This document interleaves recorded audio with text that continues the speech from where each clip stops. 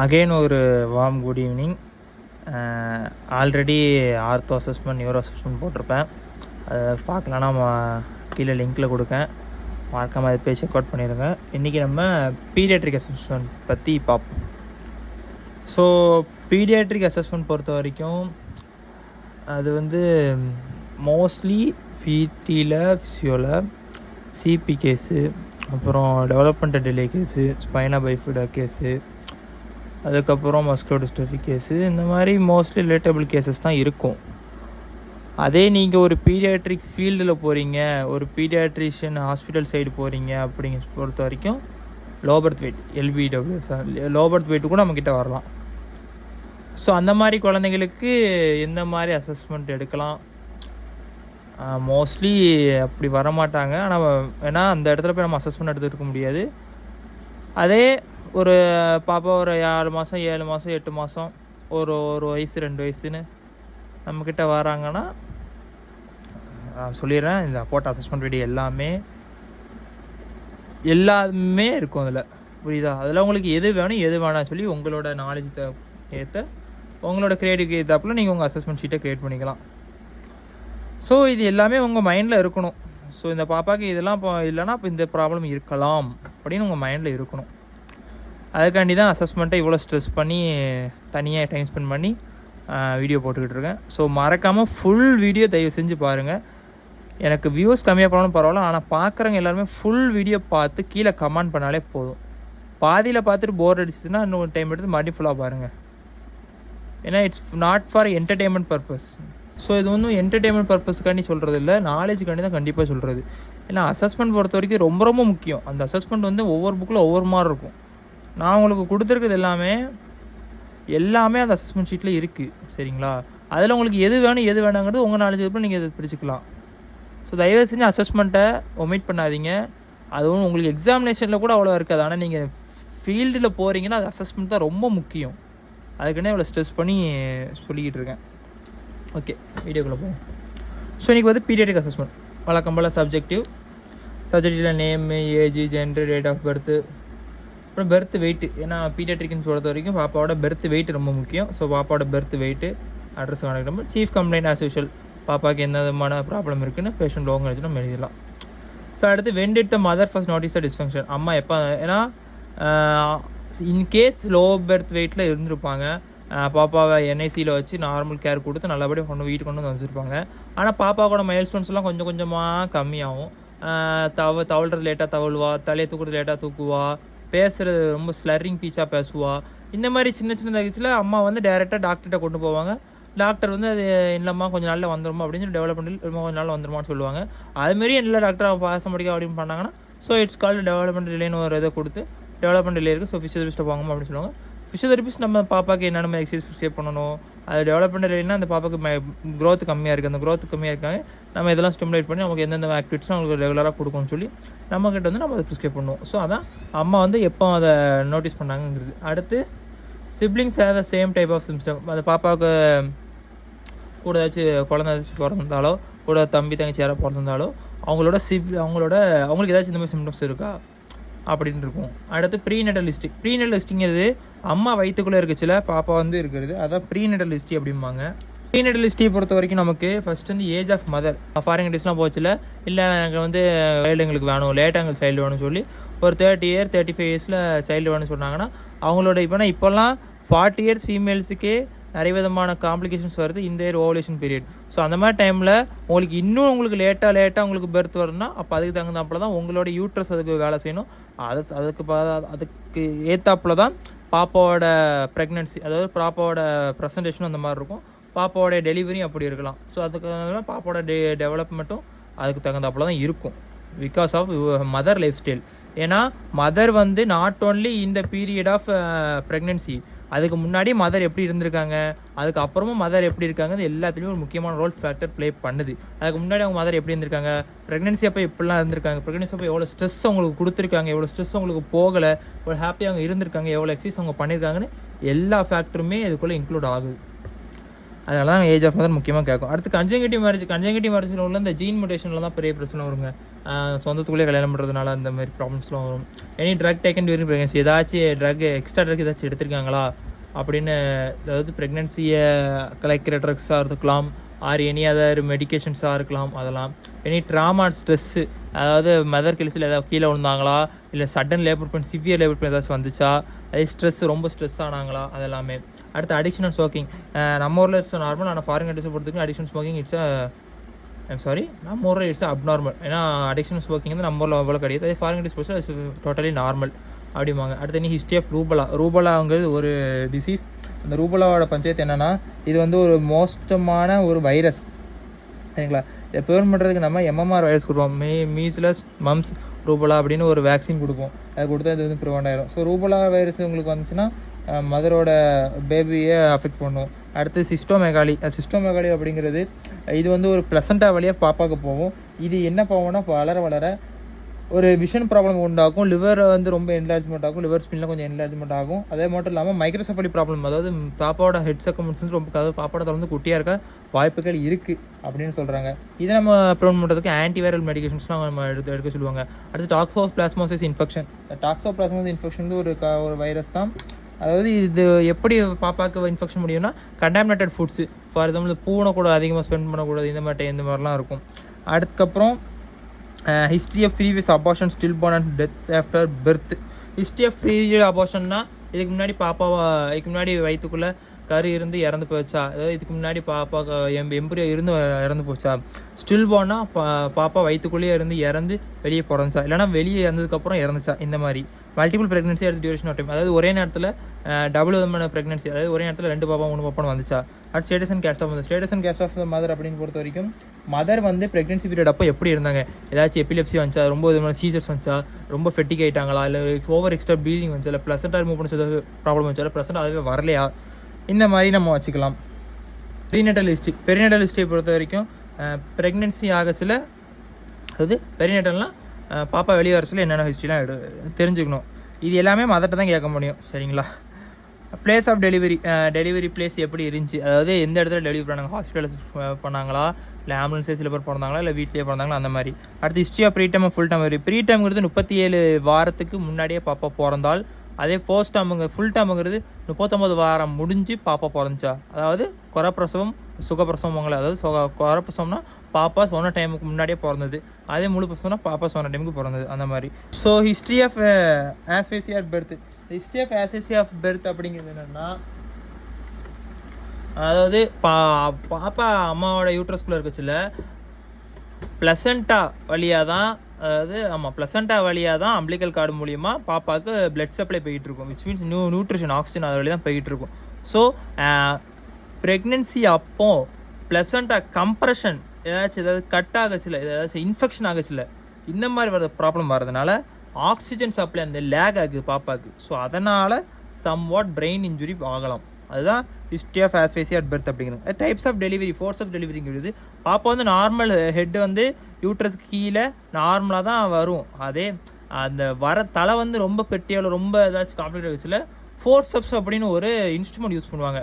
அது எப்படின்னா இந்த மாதிரி இப்படி இருக்கும், இந்த மாதிரி இருக்குதுல, அது அப்படியே பாப்பாவோட தலை இப்படி இருக்குன்னா, பாப்பாவோட தலை இப்படி லாக் பண்ணி, அதை இப்படி லாக் பண்ணி அந்த இன்ஸ்ட்ருமெண்ட் லாக் பண்ணிட்டு பாப்பாவோட தலை இழுக்கும். இது இழுக்கிறதுனால செர்விக்கல் இருக்குல்ல, அது வந்து விச் மீன் நம்ம செர்விக்கல் ட்ராக்ஷன் போடுறோம்னா தலை இந்த மாதிரி இழுக்குது. அதே மாதிரி ஒரு சின்ன குழந்தைக்கு நான் அப்படி இழுக்கிறதுனால சம்வாட் ஸ்பைனல் கார்டு இன்ஜுரி ஆகலாம். அதாவது brain problem, spinal cord injury, spinal compression, இந்த மாதிரி ப்ராப்ளம் வரலாம். அதுக்கு இப்படி இந்த ஒரு பாயிண்ட் நம்ம எடுத்து வைக்கோம். இது ப்ரீச் ப்ரெசன்டேஷன், அதாவது சொல்லுவாங்களே பாப்பாவோட தலை திரும்பி இருக்கு அந்த மாதிரி. ஸோ பாப்பாவோட லெக் வந்து யூட்ரஸ்க்கு கீழே, அதாவது வெளியே வர ஏரியா வந்து பாப்பாவோட கால் இருக்கும், அதான் ப்ரீச் ப்ரெசன்டேஷன்பாங்க. அதனால சம்வாட் ப்ராப்ளம் வரலாம். ஸோ ப்ரீச் ப்ரெசன்டேஷன் ரொம்ப காம்ப்ளிகேட்டடாக இருக்கிறதுனால C-செக்ஷன் போயிடுவாங்க mostly. And then any history of prolong labour pain, ரொம்ப சில பேருக்கு ரொம்ப லேபர் பெயின் இருக்கும், காலிலேருந்து நைட்டு வர அந்த மாதிரி லேபர் பெயின் வந்து ஃபெட்டிக்காயிருவாங்க. அந்த மாதிரி ப்ரொலாங் லேபர் பெயின் இருந்தால். அடுத்து கண்டிஷனாக மதர் அடுத்த டைம் எடுத்து மதரோட கண்டிஷன் எப்படி இருந்தது, எபிலிப்டிக்காக இருந்ததுனால ரொம்ப ட்ரௌசியாக போயிட்டாங்க, அதாச்சும் ரொம்ப ப்ராப்ளம் ஆகிட்டா அந்த மாதிரி. ஸோ அடுத்து பார்த்தது போஸ்ட் நாட்டல் ஹிஸ்ட்ரிங்கிறது டிலேடு பெர்த் கிரை, அதாவது பாப்பா ஃபஸ்ட் வந்து பாப்பா வயிற்றுக்குள்ளே இருக்க சொல்ல அடுத்து பாப்பா எப்படி பிறந்தோ அடுத்து பாப்பா பிறந்துட்டு. ஸோ டிலேடு பெர்த்து கிரை அப்படிங்கிறது பாப்பா பிறந்தோடனே அழாமல் சம்பட் ரொம்ப நேரம் டைம் எடுத்து அழுதுச்சு. ஏன்னா ஆக்சிஜன் வந்து கரெக்டாக லங் வந்து கரெக்டாக ஒர்க் ஆகாமல், அது ரொம்ப காம்ப்ளிகேட்டான ப்ராசஸ். லங்கு கரெக்டாக ஒர்க் ஆகாமல் பாப்பாவுக்கு ஆக்சிஜன் ஒழுங்காக போகாமல் டிலேடு பெர்த் கிரை அப்படின்னு வந்திருக்கலாம். அடுத்த வெயிட் ஆஃப் சைல்டு, அதாவது லோ பர்த் வெயிட் அப்படிங்கிறது நார்மல் வெயிட் வந்து 2 to 4 kg வரை இருக்கணும். அதுக்கு குறைவானாலோ கூட வந்தாலும் ப்ராப்ளம் தான். History of any trauma to brain during the first 2 years of life. பாப்பாவோட 2 வயசு வரை கீழே ஏதாச்சும் விழுந்துச்சா, அடி ஏதாச்சும் பட்டுச்சா, அந்த மாதிரி கேட்கலாம். அடுத்து history of neonatal meningitis. Meningitis உங்களுக்கு ஆல்ரெடி தெரியும் என்னென்னு. மெனிஞ்சைட்டிஸுங்கிறது நார்மலாக சொல்ல போனால் மெனிஞ்சைட்டிஸுங்கிறது ஒரு லேயர் பிரெயினில் சுற்றி இருக்கும், பிரெயின் ஸ்பைனல் சுற்றி இருக்கும். அதில் சம்வாட் இன்ஃபெக்ஷன் ஆகலாம். அதனால மெனிஞ்சைட்டிஸ் வந்து இன்ஃப்ளமேஷன் ஆகலாம், ஸ்வெல்லிங் ஆகி பிரெயினையோ இல்லை ஸ்பைனல் கார்டையோ கம்ப்ரெஷன் ஆகி அதனால் சம்வாட் ப்ராப்ளங்கள் வரலாம். அதான் நியோனாட்டல் மெனிஞ்சைட்டிஸ் அப்படிம்பாங்க. அடுத்து ஜாண்டிஸ் அப்படிங்கிறது பாப்பாவுக்கு நியோனாட்டல் ஜாண்டிஸ் அப்படின்னு ஒரு கண்டிஷன் இருக்குது. பேபியோட லிவர் வந்து போதுமான பிலிரூபினை, அதாவது பைல் வச்சு பிலிரூபின் அதால் மெட்டபாலைஸ் பண்ண முடியாது. காஞ்சிகிட் அப்படின்னு படிச்சிருப்போம், போன வீடியோவில் சொல்லியிருப்பேன், சிபியில் சொல்லியிருப்பேன். அந்த இதை வந்து காஞ்சிகிட் ஒழுங்காக பண்ண முடியாது. அதனால் லீட்ஸ் டு ரொம்ப பிலிரூபின் வந்து பிரெயினை அஃபெக்ட் பண்ணி, விச் மீன்ஸ் பிரெயினை டேரெக்டாக அஃபெக்ட் பண்ணாது, ஆர்பிசி அஃபெக்ட் பண்ணி அது மூலிமா பிரெயின் அஃபெக்ட் பண்ணும். ஸோ பிலிரூபின் லெவல் இன்க்ரீஸ் ஆச்சுன்னா ஆர்பிசி இங்கே அடிப்படும். அது ஏன் அடிப்படும் நான் உங்களுக்கு போன சிபியூடில் தெளிவாக சொல்லியிருப்பேன், அதனால் போய் பார்த்துக்கோங்க. மேலே ஐ பட்டன்லாம் கொடுக்கேன். அடுத்து ஹைப்போகிளைசிமியா. ஹைப்போகிளைசிமியா சொல்லும்போது பிளட்டில் குளுக்கோஸ் லெவல் வந்து கம்மியாகும், ஹைப்போகிளைசிமியா அப்படிங்கிறாங்க. அதுக்கப்புறமா பார்த்துட்டோம்னா ஹைட்ரோசோஃபலஸ்னால் தலை வீங்கி போயிருக்கிறது. எதனாலனா செரிப்ரோ ஸ்பைனல் ஃப்ளூயிட் வந்து ரொம்ப அதிகமாக இருக்கிறதுனால பேபியோட போன் க்ரோத் வந்து, அதாவது பேபி இருக்கிற இந்த கிரேனியம் இருக்குது அது வந்து ஃபியூஸ் ஆகாது. ஏன்னா அந்த இடத்துல ஃப்ளூயிட் அதிகமாக இருக்கிறதுனால ஃப்ளூயிட் பெருசாகி போன் ஃபியூஸ் ஆகாமல் பாப்பா தலை ரொம்ப வீங்கின மாதிரி இருக்கும். அதில் மைக்ரோசோஃபாலஸ்ங்கிறது பாப்பாவோட ஆல்ரெடி சொல்லியிருப்பேன், ஹெட் சர்க்கம்ஃபரன்ஸ் கம்மியாக இருக்கும். ஏன்னா பிரெயின் க்ரோத் கம்மியாக இருக்கிறதுனால அந்த மாதிரி இருக்கலாம். அதான் மெனிஞ்சஸ் ஒழுங்காக இல்லாமல், செரிப்ரோ ஸ்பைனல் ஃப்ளூயிட் ஒழுங்காக இல்லாமல், அதனாலையும் பாப்பாவோட இது அஃபெக்ட் ஆகும், அதாவது விச் மீன்ஸ் மைக்ரோசோஃபாலஸ் வரலாம். அடுத்து நியூட்ரிஷனல் ஹேபிட்ஸ் ஆஃப் சைல்டு, அதாவது மால் நியூட்ரிஷன் அப்படிங்கிறது சத்து குறைபாடு அப்படிம்பாங்க. அது வந்து எப்படி இருக்குது, ஏன்னா ஒரு அன்டெவலப்பிங் கண்ட்ரீஸ்லாம் பார்த்தோம்னா நியூட்ரிஷன் சப்ளை ரொம்ப கம்மியாக இருக்குது. அதனால தான் நம்ம தமிழ்நாடு கவர்மெண்ட் வந்து சத்துமாவு திட்டம் அப்படின்னு நிறைய கொண்டு வந்திருக்காங்க. ஃபீடிங் டிஃபிகல்ட்டிஸ், பாப்பா ஃபீடு ஒழுங்காக எடுத்துக்கிறாளா, சில ரிஃப்ளெக்ஸ் இருக்குது, அந்த ரிஃப்ளெக்ஸ்லாம் கரெக்டாக பாப்பாக்கு இருக்கா, அது ஃபீட் பண்ணச்சில பாப்பா வந்து எதாவது வாமிட் பண்ணுறாளோ இல்லை துப்புறாளோ அந்த மாதிரி வச்சுருக்கலாம். அதுக்கப்புறம் any medical and surgical treatment taken, பாப்பா வந்து ஏதாச்சும் மெடிக்கேஷன்ஸ் எதாவது எடுத்துக்கிட்டு இருக்காளா, இல்லை சர்ஜிக்கல் ட்ரீட்மெண்ட் எதாவது போய்கிட்டு இருக்கா. Any physiotherapy treatment previously taken, CPR தான் இதுக்கு முன்னாடி எதாவது ஃபிசியோதெரபி பார்த்துருக்காளா அப்படின்னு கேட்குறது. What was ability level of child at the time, பாப்பாவோட எபிலிட்டி லெவல் எந்த அளவுக்கு இருக்குது, அதுதான் பாப்பாவோட எபிலிட்டி லெவல் ஆஃப் சைல்டு அடுத்த ட்ரீட்மெண்ட் அப்படிங்கிறாங்க. பாப்பா கேட்குறால சொல்கிறதெல்லாம் அந்த இதுதான். அண்ட் தென் நம்ம பார்த்துட்டோம்னா பாப்பாவோட ப்ராக்ரஷனை எது அஃபெக்ட் பண்ணுது. ஸோ பாப்பாவோட ப்ராக்ரஷன் பார்க்கச்சில சீசர்ஸ் இருந்தால் அஃபெக்ட் பண்ணலாம், எபிலெப்டிக் வச்சு அஃபெக்ட் பண்ணலாம், ஜாண்டிஸ் இருந்தால் அஃபெக்ட் பண்ணலாம், மெனிஞ்சைட்டிஸ் இருந்தால் அஃபெக்ட் பண்ணலாம், டிஃபார்மிட்டிஸ் இருந்தால் அஃபெக்ட் பண்ணலாம், இந்த மாதிரி. அப்புறம் ஆர் ட்ரீட்மெண்ட் வாஸ் யூஸ்டு, அதாவது பாப்பா இப்போ மெடிக்கேஷன் முடிச்சுட்டு, அதாவது கன்சர்வேட்டிவ் முடிச்சிட்டானா கன்சர்வேட்டிவ் என்ன போயிட்டு இருந்துச்சு, அப்புறம் அந்த கொடுத்த கன்சர்வேட்டிவ் ட்ரீட்மெண்ட் வந்து எஃபெக்டிவாக இருந்துச்சு. அடுத்து அப்கார் ஸ்கோர் இந்த இடத்துல போடுறேன். அப்கார் ஸ்கோர் வந்து ரொம்ப ரொம்ப முக்கியம் பீடியாட்ரிக் கஸ்டமரை பொறுத்த வரைக்கும். இதாக இருக்கும் பொறுத்த வரைக்கும் அப்பியரன்ஸ், பல்ஸ், கிரிமேஸ், எபிலிட்டி, ரெஸ்பிரேஷன் இந்த மாதிரி இருக்கும். இது வந்து இந்த சைடில் போடுறேன், பார்த்துக்கோங்க. இந்த அப்கார் ஸ்கோர் எதுக்கு பார்க்கணும், பேபியோட இது ஹெல்த் எப்படி இருக்குன்னு லெவலை செக் பண்ணுறதுக்கு ஒரு ஸ்கோர் மாதிரி, ஒரு சின்ன ஒரு லெவல் மாதிரி, கிளாஸ்கோ கோமோ ஸ்கேல் மாதிரி இது ஒரு scale. Objective examination on observation பொறுத்த வரைக்கும் பிஹேவியர் ஆஃப் சைல்டு, அதாவது ஆன் அப்சர்வேஷன் குறிப்பாக மண்டையில் இருக்கணும். பிஹேவியர் ஆஃப் சைல்டோட behaviour, whether child is alert, irritable or fearful in the session or during particular activities, child become fatigue easily or not during activities. என்ன சொல்ல வராங்கன்னா, பாப்பா வந்து அலர்ட்டாக இருக்காளா, இல்லை ஏதாச்சும் இரிட்டேட் ஆகுதா, இல்லை ஃபேஸில் ஏதாவது ஃபியராக இருக்காளா, ஒரு பர்டிகுலர் ஆக்டிவிட்டிஸ் அவளே செய்யச்சில்ல, இல்லைனா சைல்டு ஏதாவது ஆக்டிவிட்டிஸ் செய்யல ஈஸியாக டயர்ட் ஆயிடுறாளா, இல்லைனா ஒன்றுமே செய்யாமல் உட்காந்துட்டு இருக்காளா. அது அடுத்து find out what motivates is action particular situation person special plaything. அதாவது சில பாப்பாலாம் அம்மா கிட்ட இருந்தால் நல்லா இருப்பாங்க, ஒரு புட்பிட்ட தாத்தா கிட்ட தான் நல்லா இருப்பாங்க, அந்த பிளேஸுக்கு போனால் நல்லா இருப்பாங்க. இந்த மாதிரி ஃபேக்டர்ஸில் இருக்கலாம். பிஹேவியர் ஆஃப் சைல்டு, அவங்க சைல்டோட பிஹேவியர், சைல்டோட அந்த மென்டல்பாங்களே மென்டல் ஸ்டேட்டஸு, இவங்கள்ட்ட போனால் ஹாப்பியாக இருக்கா, இவங்கள்ட்ட போனால் ஹாப்பியாக இல்லை, அந்த மாதிரி. ஸோ அடுத்து கம்யூனிகேஷன் ஆஃப் சைல்டு பொறுத்த வரைக்கும் பாப்பா வந்து இப்போ 2 வயசுக்கு மேலே தான் பிரச்சனை இல்லை. ஆனால் அது கீழே இருந்த ஆட்கள் அப்படின்னா பாப்பாவோட கம்யூனிகேஷன் சோசியல் ஸ்மைலு, யாரை பார்த்து சிரிக்கிறது, யாராவது ஏதாச்சும் தப்பானா அழுகிறது, வலிச்சா அழுகிறது, அதுக்கப்புறம் எப்படி உங்கள்கிட்ட கம்யூனிகேட் பண்ணுறா, அதான் how child communicate with parents. அது இந்த மாதிரி ஒரு பேரண்ட்டாக அவள் எப்படி கம்யூனிகேட் பண்ணுறாளா, எந்த மாதிரி சைன்ஸ் யூஸ் பண்ணுறாளா, இல்லை ஏதாச்சும் அழுது இல்லை ஏதாச்சும் பேசுகிறாளா, அதே கூட எழுதிக்கலாம். Whether child initiated response with gesture, sounds, hands, finger pointing. அதாவது இப்போ நான் பேசுகிறேன்னா அம்மாவை பாரு அப்படின்னு சொல்லி பாப்பா சிரிக்கும், கையை ஆட்டினா கையை பார்க்கும், கை இந்த இதை பாருன்னா அப்படி இந்த நவுட்டும், கண்ணை மூவ் பண்ணும். இந்த மாதிரி என்னோட கெஸ்டர்ஸுக்கு அந்த பாப்பா ரியாக்ட் பண்ணுதா. அட்டென்ஷன் ஸ்பேன்ஸ்னால் பாப்பா இந்த அளவுக்கு அட்டென்ஷன் கேட்ச் பண்ணுறா. பாப்பா அம்மா வந்துட்டாங்க அப்பா வந்துட்டாங்கன்னு சொல்லிச்சு பாப்பா இந்த அளவுக்கு ஹாப்பி ஆகிறா. அதே for how much time child attention is maintained on particular things அப்படின்னு இருக்கு. இது என்னென்னு பார்த்தீங்கன்னா, பாப்பா வந்து இப்போ நான் அம்மாட்ட அம்மா தான் ஆக்ஷன் பண்ணுறாங்க, அப்பா தான் ஆக்ஷன் பண்ணுறாங்க. அந்த ஆக்ஷனை வந்து பாப்பா எவ்வளோ தூரத்துக்கு அந்த ஆக்ஷனை கவனித்து பார்க்க, எவ்வளோ உன்னிப்பாக அந்த ஆக்ஷனை கவனிச்சா, அதான் அந்த இதுக்கான parent assist him to maintain attention. அதாவது பாப்பாவோட அட்டென்ஷன் கேரி பண்ணுறதுக்கு பேரண்ட்ஸ் என்ன மாதிரி எல்லாம் செய்கிறாங்க. அப்புறம் எது சைல்டை டிஸ்ட்ராக்ட் பண்ணுது அட்டென்ஷனில் இருந்து. அடுத்து the child follows suggestion to move or prompting to act portion of the child. இதில் என்ன சொல்ல வராங்கன்னா, which portion does the child வந்து எந்த பொசிஷனில் பாப்பா வந்து இருக்க விரும்புகிறா, படுக்க விரும்புகிறாளா, இல்லை குப்புறக்க படுக்க விரும்புகிறாளா, இல்லை சைடில் படுக்க விரும்புகிறாளா, இந்த மாதிரி. அப்புறம் கேன் சைல்டு கெட் இந்த பொசிஷன், அதாவது பாப்பா வந்து அந்த பொசிஷனுக்கு அவளே வந்துடுறாளா, ஏதாச்சும் ஹெல்ப் கேட்கலா. அடுத்து வித் அசிஸ்டன்ட் ஏதாவது பாப்பா எஃபர்ட் போடலாம் அந்த பொசிஷன் போகிறதுக்கு.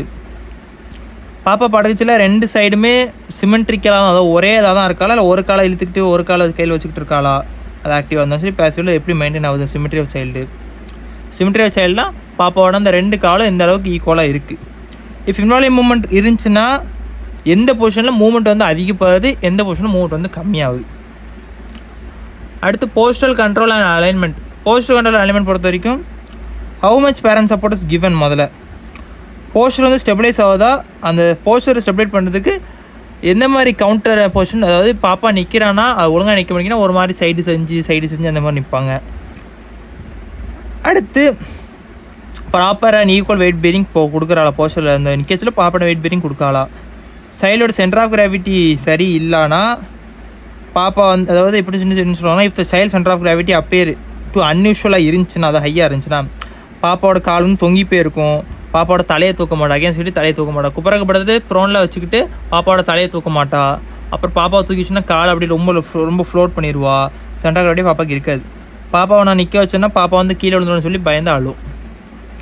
அடுத்து use of limb and hands. பாப்பாவோட லிம் ஹேண்ட்ஸ் இப்படி யூஸ் பண்ணுது. Limb pattern changing or going into position as well as using them in position. அதாவது position attitude of limb during playing in all position. அதாவது என்ன சொல்லுவாங்கன்னா, Lim pattern வந்து அதாவது 2 லிம்னா 2 கை தானே, அந்த பேட்டர்ன் வந்து அந்த மூவ் பண்ணுறது பேட்டர்ன் பாங்க. ஸோ அது வந்து எப்போ சேஞ்ச் ஆகுது, அதாவது going in to the position as, அதாவது இப்போ நான் இப்போ ஆட வைக்கிறேன்னா ரிட்டன் அந்த பொசிஷனுக்கே அந்த கை வந்துடுதா, இல்லைன்னா அந்த பொசிஷன்லேயே லாக் ஆயிடுதா. அதே பாப்பா ஆடச்சில்ல பாப்பாவோட பொசிஷன் ஆட்டிடியூட் ஆஃப் லிம் எப்படி இருக்குது அப்படின்னு சொல்கிறாங்க. வெதர் 1 or both ஹேண்ட்ஸ், அதாவது இப்போ கையை பிடிக்குன்னா ஒரு கையை மட்டும் யூஸ் பண்ணுறால 2 கை யூஸ் பண்ணுறதா டைப் ஆஃப் கிராஸ்ப், அதாவது கிராப்ஸ் எப்படி இருக்குது, ரிலீஸ் எப்படி இருக்குது. அப்புறம் accuracy of reach and hand action. பாப்பா வந்து ஒரு பொருள் வாங்கினா அதை தள்ளி போய் வாங்குறாளா, இல்லைனா ஹேண்ட் ஆக்ஷன் எப்படி பண்ணுறா, அந்த மாதிரி. அடுத்து என்ன இன்வாலன்ட்ரி மூவ்மெண்ட், ட்ரெமர், ஸ்பேசம் இருந்துச்சுன்னா அந்த ஆக்ஷன் வந்து எப்படி இருக்குது, அந்த மாதிரி. இது ப்ரெசென்ட்டாக இருக்குது ஆப்சென்ட்டாக இருக்குது, அந்த மாதிரி எழுதணும். அடுத்து சென்சரி ஆஸ்பெக்ட். பாப்பாவோட கண்ணு தெரியுதா, காது கேட்குதா, டச் பண்ணுறது தெரியுதா, ஸ்மெல்லு தெரியுதா, டெம்பரேச்சர்லாம் தெரியுதா அப்படிங்கிறது. அப்புறம் சைல்டு என்ஜாய் பர்டிகுலர் செஷன், அதாவது இந்த செஷன் வந்து பாப்பா வந்து என்ஜாய் பண்ணுறாளா. அப்புறம் ஏதாவது சைல்டு என்ஜாய் பாப்பா மூவ் பண்ணுறது, பொசிஷன் சேஞ்ச் பண்ணுறது அந்த அவளுக்கு நல்லா என்ஜாய் பண்ணுறாளா. முக்கியமாக மூவ் பண்ணுறது எல்லாம் அவளுக்கு பாடிக்கு தெரியுதா, அதான் சென்சரி ஆஸ்பெக்ட்ஸ் பொறுத்த வரைக்கும். பாப்பா லோக்கமோஷன், பாப்பா எப்படி தூக்கிட்டு போகிறாங்க, அப்புறம் வீல் சேர் யூஸ் பண்ணுறாங்களா, அப்புறம் பாப்பாவோட ரோல் பண்ணி போகிறாளா, க்ரீப் பண்ணி போகிறாளா, கிரால் பண்ணி போகிறாளா, வாக் பண்ணி போகிறாளா, இந்த மாதிரி பாப்பா மூவ் பண்ணி போகிறா. ஸோ டிஃபார்மிட்டியை பொறுத்த வரைக்கும் ஷோல்டர் ப்ரொட்ராக்ட் ஆகி ரிட்ராக்ட் ஆகி இருக்கும், அப்டக்டட் அண்டர்லோஷன், அதாவது ஸ்பேசிஸ்டிக் பொசிஷன் இந்த மாதிரி டிஃபார்மெண்ட்லாம் வரும். எல்போ ஃப்ளெக்ஷனாக இருக்கும், ஃபோரம் ப்ரொனேஷனில் இருக்கும், ரிஸ்ட் ஃபிங்கர் ஃப்ளெக்ஷனில் இருக்கும், இல்லை செமி ஃப்ளெக்ஷனில் இருக்கும், இன்ட்ரோடக்ஷன் நீல செமி ஃப்ளெக்ஷன் ஆங்கிள், ஏதாவது ஸ்பாஸ்டிக் சிபிக்கெலாம் இந்த மாதிரி ப்ராப்ளம்லாம் வரும். ஃபுட் ரொட்டேஷன் சூப்பினேஷனாக இருக்கலாம், இந்த மாதிரி. அடுத்து ஸோ விண்ட்ஸ்வெப்ட் டிஃபார்மிட்டிங்கிறது நான் உங்களுக்கு இங்கே அட்டாச் பண்ணுறேன். கால் வந்து ஒரு லெக் மட்டும் ஓவர் அடெக்ஷனில் இருக்கலாம்.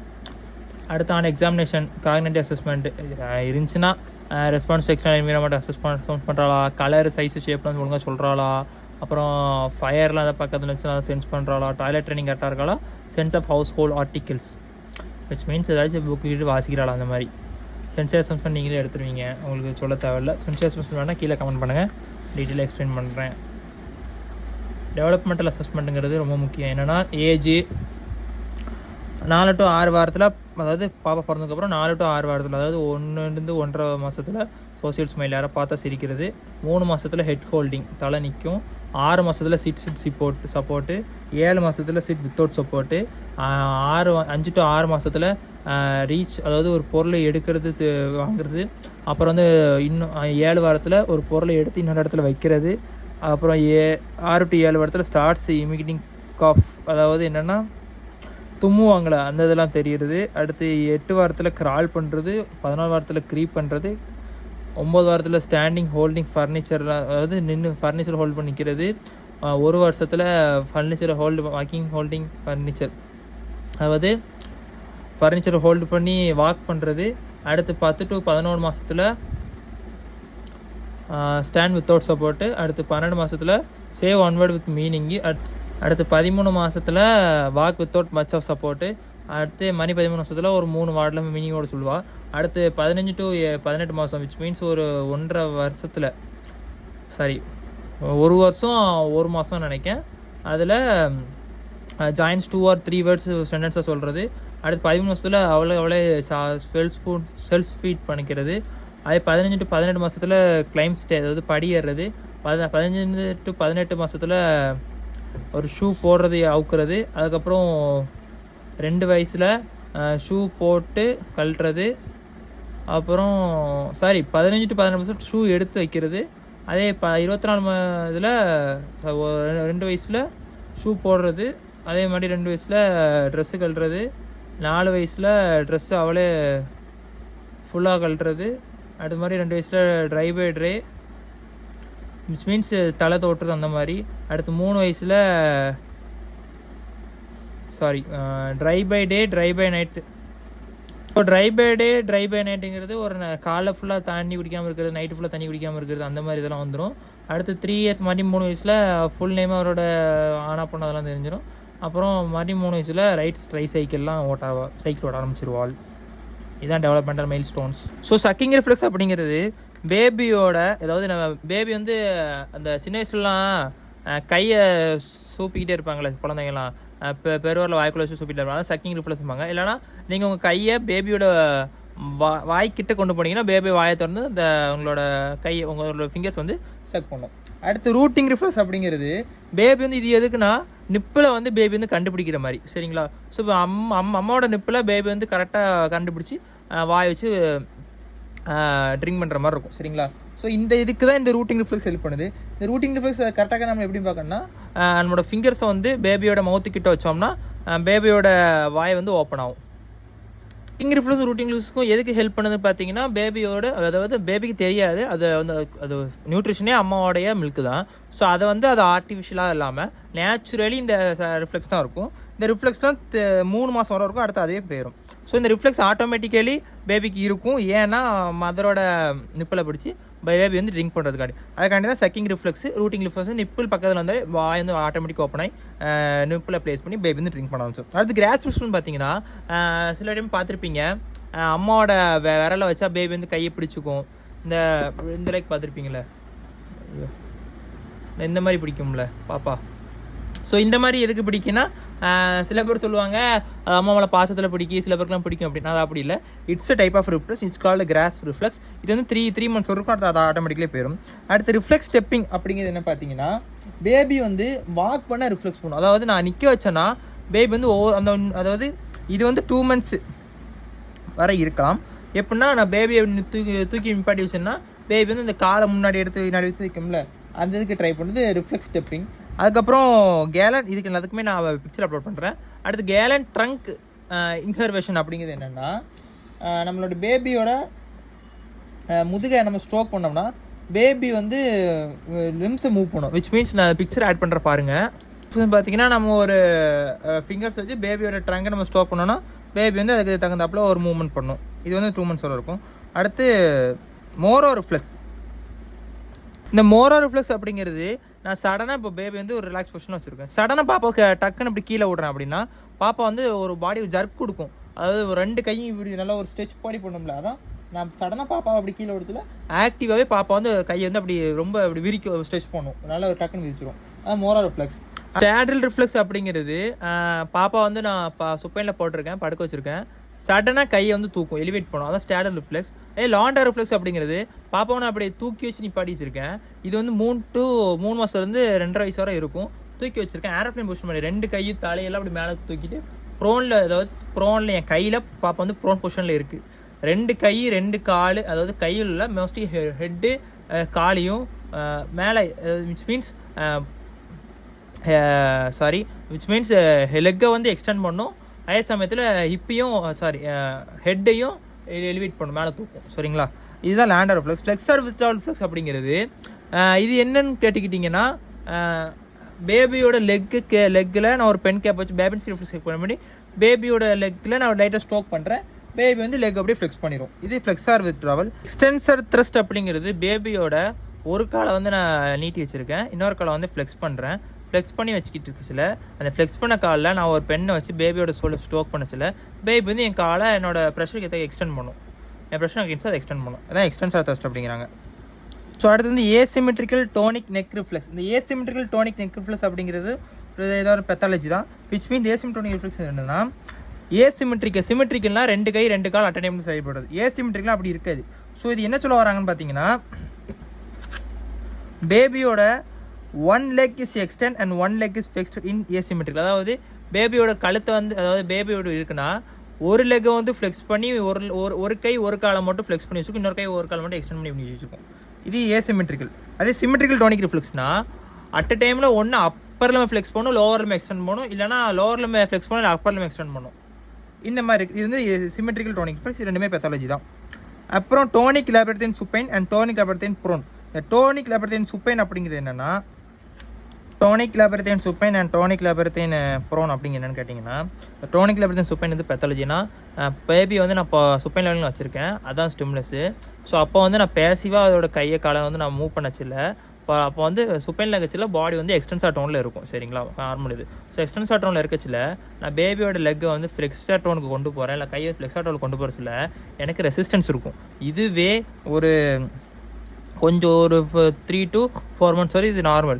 இதுவே இது அதுக்கு மேலே இருந்துச்சுன்னா, ஏதாச்சும் பெத்தாலஜிக்கல் கண்டிஷன் இது அப்படியே இருந்துச்சுன்னா பேபி வந்து ரோல் பண்ண கஷ்டப்படும். ஏன்னா எக்ஸ்டென்ஸா டோன்லேயே இருக்குச்சுல்ல, எல்லாமே எக்ஸ்டென்ஷனில் இருக்கும். எனக்கு ஃப்ளெக்ஸா டோன் வேணும், அது ஃப்ளெக்ஸா டோன் இன்க்ரீஸ் பண்ணணும். அதுக்காண்டி நான் பேபி வந்து அதோட ஒரு காலை ஃப்ளெக்ஸ் பண்ணி தான் ரோல் பண்ணி அது அடுத்த மைல்ஸ்டோன் போக முடியும். ஸோ இது ஏதாச்சும் பெத்தாலஜிக்கலாக அஃபெக்ட் ஆனால் இது ஒரு ப்ராப்ளம் வரும். அதே டோனிக் லேபரத்தின் ப்ரோன் விட நான் பேபியோட ப்ரோன் பொசிஷன் இருக்கேன். ப்ரோன் பொசிஷன் தான் அதோட ஸ்டிமுலஸ். ஸோ ப்ரோன் பொசிஷன் வச்சுல எல்லாமே ஃப்ளெக்ஸா டோனில் இருக்கும், காலை மாடிக்கும் தலையை குனிஞ்சுக்கும், எல்லாமே ஃப்ளெக்ஸ் பண்ணி வச்சுக்கும். ஸோ ஃப்ளெக்ஸ் பண்ண வச்சுல நான் அதை எக்ஸ்டெண்ட் பண்ணுறேன். அது அங்கே வந்து எக்ஸ்டென்ஸா டோன் இருக்காது, ஃப்ளெக்ஸா டோன் தான் அதிகமாக இருக்கும். ஏன்னா ஃப்ளெக்ஸ் பண்ண தான் எக்ஸ்டென்ட் இருக்கிறதுனால நான் எக்ஸ்டென்ஷன் பண்ணல எனக்கு ரெசிஸ்டன்ஸ் இருக்கும், ஏன்னா ஃப்ளெக்ஸாக போகிறதுனால. சரிங்களா, இப்போ டோனிக் லேபரத்தின் ப்ரோனில் வந்து பேபியோட பொசிஷன் வந்து எல்லாமே ஃப்ளெக்ஸில் இருக்கும். ஸோ அதை எக்ஸ்டெண்ட் பண்ணுறது அதை எக்ஸ்டெண்ட் பண்ணக்கூடாது, ஃப்ளெக்ஸின் டோன்லேயே இருக்கும்.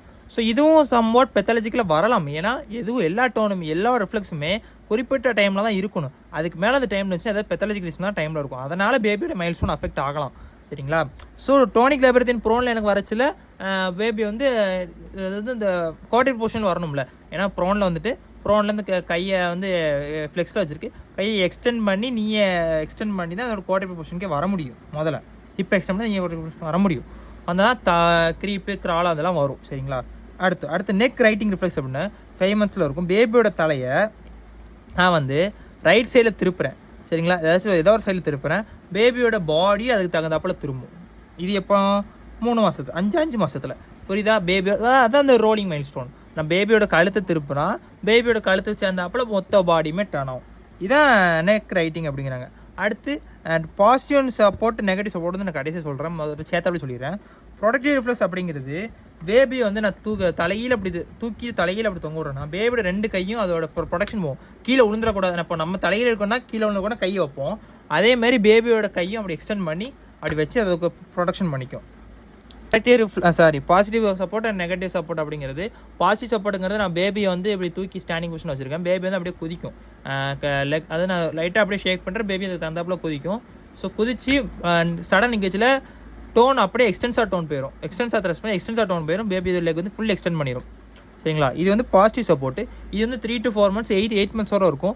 இது அப்படியே நெகட்டிவ் ரியாக்ஷனாக எப்படி மாறுது அப்படின்னு கேட்டிங்கன்னா, பேபியோட ஒரு லெக் ஃப்ளெக்ஸ் பண்ணும், ஒரு லெக் எக்ஸ்டெண்ட் பண்ணும். நடக்கிற மாதிரி ஒரு லெக் ஃப்ளெக்ஸ் பண்ணி தூக்கி வைக்கும், அடுத்து இன்னொரு லெக் ஃப்ளெக்ஸ் பண்ணி எக்ஸ்டெண்ட் பண்ணும், ஃப்ளெக்ஸ் பண்ணி எக்ஸ்டெண்ட் பண்ணும். நான் நடக்கிற வாக்கிங் மைல்ஸ்டோன் வந்துடும். எல்லா ரிஃப்ளெக்ஸுமே மைல்ஸ்டோனுக்கு தகுந்தாப்புல தான் இருக்கும். இந்த ரிஃப்ளெக்ஸ் இந்த டைமுக்குள்ளே முடிஞ்சதுன்னா அட்ஸ் அ நார்மல். அதுக்கு டைம் எக்ஸ்டெண்ட் ஆச்சுன்னா மைல்ஸ்டோன் அஃபெக்ட் பண்ணுறதுனால இட்ஸ் அப்நார்மல், பெத்தாலஜிக்கல் ரீசனாக கூட இருக்கலாம். ஸோ இது எல்லாமே பிரிமிட்டிவ் ரிஃப்ளெக்ஸ், இது எல்லாமே ரொம்ப முக்கியம். இது வந்து கம்மியாக இருக்குது, இதுக்கு மேலேயே ரிஃப்ளெக்ஸ் இருக்குது. ஏன்னா ரிஃப்ளெக்ஸ் பக்கத்தில் நிறைய இருக்கும். நம்ம பேசிக்காக இதெல்லாம் தெரிஞ்சு வச்சுக்கிறது நல்லது. டாக்டர் அசஸ்மெண்ட்டு, மசில் டோனு, அதாவது ரைட் லெஃப்ட்டு ஸ்பாஸ்டிக்காக இருக்கா, ஃப்ளாஜிட்டாக இருக்கா, ரிஜிடிட்டியாக இருக்கா, இந்த மாதிரி. அடுத்து reflex, super shell reflex, deep reflex பார்ப்போம். டெர்மோடப்ஸ் வரப்போ பேபின்ஸ்கி ரிஃப்ளெக்ஸ், டீப் டென்னா ரிஃப்ளெக்ஸ், நீஜ் இருக்குது, எல்போஜ் இருக்குது, விஸ்ட் இருக்குது, இதெல்லாம் பார்ப்போம். லிம்ல டிஸ்கிரிமினன்சி, ஒரு லிம் குட்டியாக இருக்கும், ஒரு லிம் பெருசாக இருக்கும். ஏன்னா மசில் வீக்னஸாக இருக்கலாம், இல்லை ஏதாச்சும் போனி கான்ட்ராஸ்டாக இருக்கலாம். டிஃபார்மிட்டி, வேல்கம் வேரஸ், அப்புறம் வேல்கம் வேரஸ், அப்புறம் வேறு ஏதாச்சும் எக்ஸ்டென்ஸாக ஃபுல்லி எக்ஸ்டெண்ட் ஃப்ளெக்ஸாக்ஸில், ஃபுல்லி எக்ஸ்டென்ட் இந்த மாதிரி டிஃபார்மிட்டிஸ் இருந்துச்சுன்னா, ஸ்பாஸ்டிசிட்டிக்கெலாம் டிஃபார்மிட்டி நிறைய இருக்கும். கைட்டு இது நான் இருந்தால் மோஸ்ட்லி சிபிக்கு வந்து ஸ்பாஸ்டிக் சிபிக்கு சிசரிங் கேட்டு தான் இருக்கும். இந்த மாதிரி கேட் இருந்தால், ட்ரான்ஸ்ஃபர் ஆக்டிவிட்டிஸ் இருந்தால், ட்ரான்ஸ்ஃபர் அவங்களே நடந்துக்காங்களா, இல்லை எதுவுமே பண்ணாமல் அம்மா சப்போர்ட்லாம் ஃபுல்லாக இருக்காங்களா செக் பண்ண முடிந்தால், அதாவது பேபி வந்து நல்லா வந்துட்டு ஆனால் எனக்கு கடைசி டைமில் வந்துருக்குன்னா கோஆர்டினேஷன் பேலன்ஸில் எந்த அளவுக்கு இருக்குது, சிங்கிள் எக்ஸ்டாண்டிங், டபுள் எக்ஸ்டாண்டிங், அப்புறம் காஃப் ரைசிங்கு, அப்புறம் வந்து அந்த நம்ம இது பார்ப்போம்ல நம்மளோட எக்ஸைஸில் படிச்சிருப்போம், பேர் பண்ண Rambagh test, single எக்ஸ்டாண்டிங்கு, frank excise இதெல்லாம் பண்ணி செக் பண்ணலாம். அடுத்து அசஸ்மெண்ட் ஆஃப் டெய்லி ஆக்டிவிட்டீஸ். பாப்பா வந்து அவளோட ட்ரெஸ் அவளே வாஷ் பண்ணிக்கிறாளா, அது அவள் day to day activities ADL அதுக்கு அவளோட வேலைச்செல்லாம் அவளே செஞ்சுக்கிறாளா. அடுத்து பேஷண்ட் டயக்னோசிஸ் என்ன, பேஷண்ட்டுக்கு என்னென்ன ப்ராப்ளம்லாம் இருக்குது, அப்புறம் treatment plan as usual. Aim of treatment என்ன, ஷார்ட் டேர்ம் கோல் என்ன, லாங் டேர்ம் ஆல்ரெடி சொன்ன மாதிரி, அப்புறம் ட்ரீட்மெண்ட் என்ன, கடைசியாக full range of motions. Range of motion உட்காந்து கோனியோமெட்ரிஸ்லாம் பார்த்துட்டு எரிச்சலாக வரும். ஸோ நம்ம கண்ணாலே சும்மா மேல் டப்பில் பார்த்து எழுதிக்கலாம். ஸோ இதெல்லாம் தான் பீடியாட்ரிக் அசஸ்மெண்ட். பீடியாட்ரிக் அசஸ்மெண்ட் வந்து ரொம்ப ரொம்ப முக்கியம். ஏன்னா ஒரு சிபி சைல்டு மட்டும் இல்லை, ஒரு எந்த பீடியாட்ரிக் கேஸ் ஆகுதுக்கு நிறைய விதமான கேசஸ் வரலாம். தியரிட்டிக்கலி நம்ம கொஞ்சம் தான் படிப்போம், ஆனால் ப்ராக்டிக்கலி நீங்கள் ஒரு எம்பிடி பீடியாட்ரிஷன் பண்ணலாம் ஆசை இருக்குது அப்படின்னா நீங்கள் வந்து நிறைய தெரிஞ்சுக்கணும். பீடியாட்ரிக் கேஸ் நிறைய தெரிஞ்சுக்கிட்டே இருக்கணும். முக்கியமாக நியூரோ நல்லா தெரிஞ்சால் உங்களுக்கு பீடியாட்ரிக் ரொம்ப ஈஸியாக இருக்கும். ஸோ இருக்கிற நிறைய ரிஃப்ளெக்ஸ் பாருங்கள், நிறைய மைல்ஸ்டோன்ஸ் பாருங்கள், பேபிக்கு என்னென்ன அப்ரான்ஸ் பாருங்கள், இந்த விட்டமின்ஸ் கம்மியான என்ன ஆகுன்னு பாருங்கள், நியூட்ரியன்ஸ் கம்மியான என்ன ஆகுன்னு பாருங்கள், அது மாதிரி பேக்டீரியல் அஃபெக்ட் ஆகுன்னு பாருங்கள். நிறைய பீடியாட்ரிக் பேசிகிட்டே போகலாம். இட்ஸ் ஒரு வேஸ்ட் ஃபீல்டு மாதிரி. ஸோ கன்ஜெனிட்டல் டிஃபார்மிட்டிங்கிறத பொறுத்த வரைக்கும் அது வந்து புதுசாக வந்துக்கிட்டே தான் இருக்கும். மோஸ்ட்லி வந்ததே வரதுக்கும் வாய்ப்பு இருக்குது, புதுசாக வரதுக்கும் வாய்ப்பு இருக்குது. ஸோ பீடியாட்ரிக் கேஸ் பொறுத்த வரைக்கும் ரொம்ப இன்ட்ரெஸ்டிங்காக இருக்கும். ஸோ சொல்ல மாதிரிட்டேன், ரேஞ்ச் ஆஃப் மோஷன் போட்டிங்கன்னா அது ஆக்டிவாக பண்ணுறீங்களா பேசிங்கில் பண்ணிங்களா பார்த்து மென்ஷன் பண்ணிடலாம். ஓகே, ஸோ தேங்க்யூ ஃபார் வாட்சிங் மீ. இதோட நான் எல்லா அசஸ்மெண்ட்டும் பார்த்துட்டு இன்னும் பெயின் அசஸ்மெண்ட்டும் பாக்கி இருக்குது. அது ரொம்ப ஈஸி தான், 10 நிமிஷம் பெயின் அசஸ்மெண்ட் கடன் போட்டு முடிச்சு விட்றோம். ஓகேங்களா, பாய். நம்ம சேனல் மறக்காமல் ஃபாலோ பண்ணிட்டு மறக்காமல் சப்ஸ்கிரைப் பண்ணோம். சரிங்களா, பாய். உங்கள் ஃப்ரெண்ட்ஸுக்கு ஷேர் பண்ணிட்டு ஒரு லைக் போட்டுருங்க. பாய்.